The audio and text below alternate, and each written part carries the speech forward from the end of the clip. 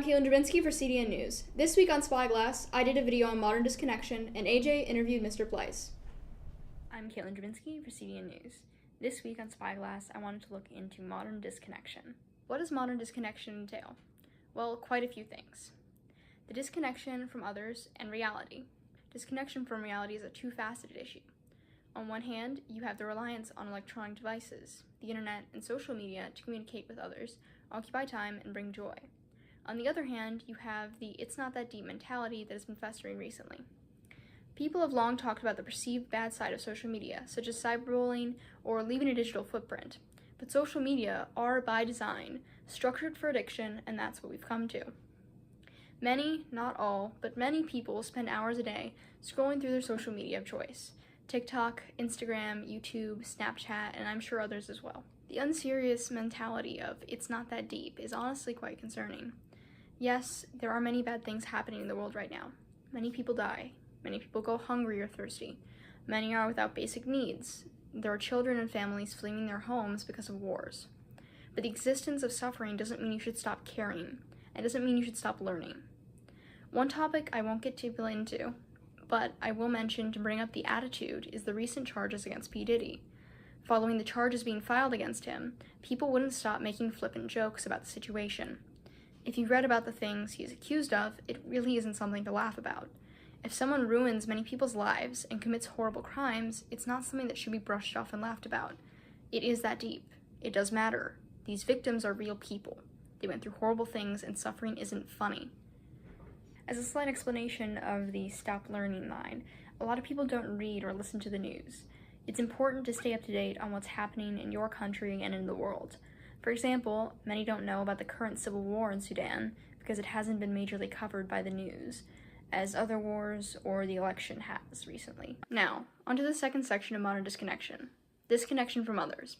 From parasocial relationships to chatbots, the internet and social media allow for many ways for people to find company without forming close bonds with real people. Don't get me wrong, celebrities and influencers are real people, but parasocial relationships aren't close bonds. They're more so the illusion of a friendship.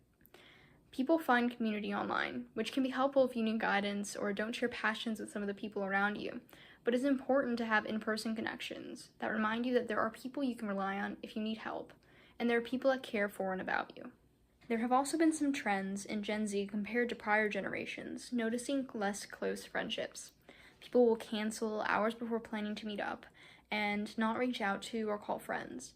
Some of this comes from the idea of not wanting to be bothered and not wanting to bother others. While you avoid bothering yourself and others, you're also avoiding spending time with them and getting closer. So it's a good idea to reach out to your friends to chat or send them the funny video you saw that you think they would like. For CDN News, I'm Keelan Drabinski. My name is Mark Pleiss, and I teach in the Department of Theology, and I teach Old Testament, New Testament, and Catholic spirituality. Well, I grew up in southern Indiana, in New Albany, Indiana. I was not Catholic. I went to public schools from kindergarten up through high school. It was a good childhood, good memories. The difference between now and then, I think, is we had unstructured play. A good example is in the summertime, there was 5 of us in the neighborhood, and we'd leave the house about 9 in the morning, get on our bikes. We would go maybe up to the knobs, the hills that's behind the town, or we'd go down by the river, the Ohio River. We would play baseball. The local pool opened at 1, and we would go swimming, and we would be there for a couple of hours. Then we might go back up into the knobs to play. And this is a true story. We'd be gone all day, so by the time 2 or 3 o'clock came around, we'd be hungry. And this would have been 1964, 65, 66, something in that ballpark. Women weren't working outside of the home as much as they are now. And so we just choose a house at random and knock on the door.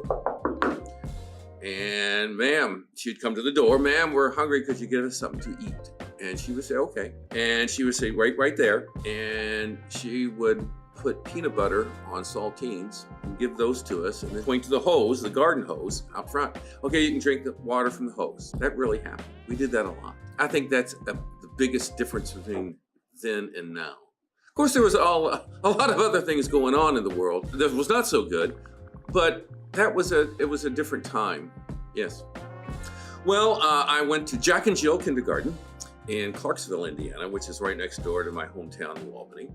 Grades 1 through 6 was Mount Tabor Elementary School. Grades 7 through 9 was at Hazelwood Junior High School. The freshman year of high school was down in the 2 junior highs because the main building of the high school couldn't accommodate all the baby boomers. We were the height of the baby boomers, and they just couldn't accommodate us. So your freshman year was down in the junior high buildings. High school was sophomore through senior.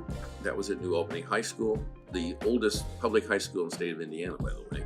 From there, I went to Indiana University, majored in English, loved it, and have no regrets in majoring in English. Read all the good stuff. After that, after I got my degree in English, I stayed at IU and got my master's degree in library and information science. Most of my career has been in libraries, medical libraries. But then in 2002, I started working on my master's degree in theology at Catholic Theological Union down in Hyde Park. That took 4 years for me to get because I had to go just one semester at a time, one class per semester.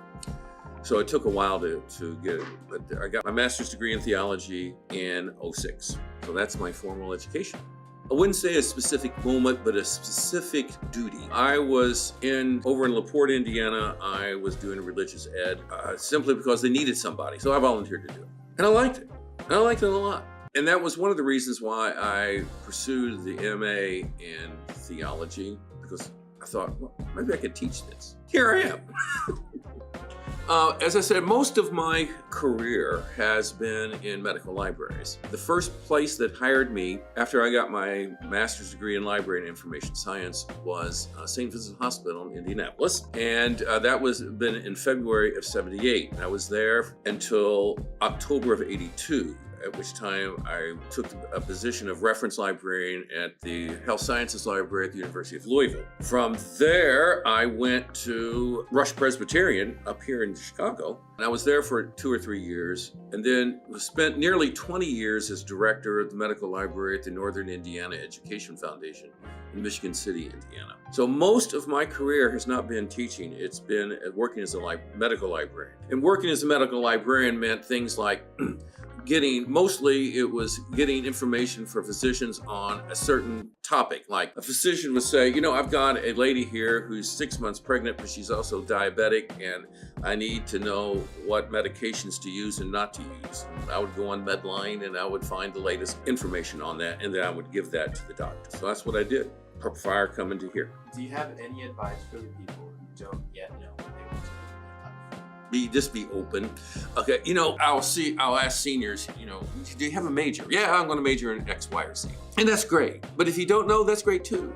You're 18, for God's sake. A lot of people at 18 don't know what they want to do. And that's fine. Major in something that will broaden your mind. Major in something that interests you.